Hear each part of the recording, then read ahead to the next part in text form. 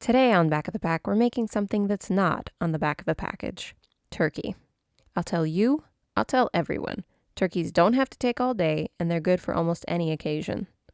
Turkey birthday to me. First things first, you're going to cover a cookie sheet with some foil. It needs to be the kind of cookie sheet that has sides. This keeps your pan clean so you don't have to do as much scrubbing later on. I am all about that. Next, you're going to put an oven-safe cooling rack on top of that. Mine is gold because gold looks expensive. In order to cook faster, your turkey should be in 5 pieces with the backbone removed. I like to let the butcher take care of that for me. He knows what he's doing, and frankly, I have better things to do. Turkey birthday, dear me. What are you doing? Nothing. I've got some sprigs of rosemary that have been fending for themselves in my backyard, so I'm going to tuck those in under my turkey.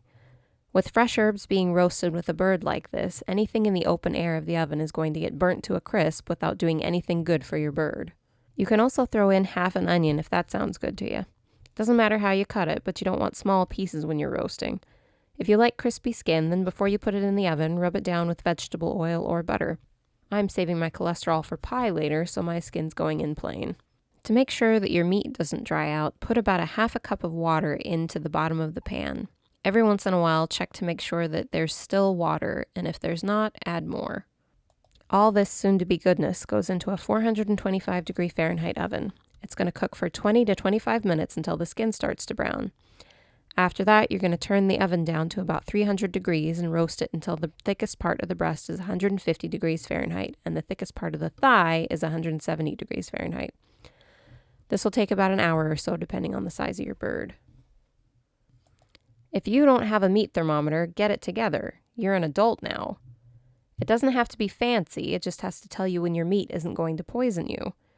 It's a good investment if you like turkey because those pop-out timers don't do anything useful. When it comes out of the oven, maybe a little imperfect, but still lovely and smelling so good, move it to a big wooden cutting board or somewhere where it can sit and cool. You might be wondering what that dark spot is on my turkey.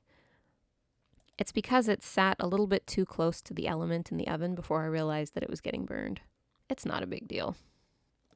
Once you have all your pieces close together but not quite touching, make it a little foil tent and let it sit for at least half an hour, but no longer than an hour before you either serve it or put it in the fridge. The reason for this is that as your turkey cools, the liquid cools with it and stays with your turkey. If you cut into your turkey immediately out of the oven, the liquid just releases out onto your cutting board and your turkey isn't juicy anymore. Now, if you'll excuse me, thank you for watching Back of the Pack. If you have a recipe from the back of a package that you'd like to see me try, please leave me a comment.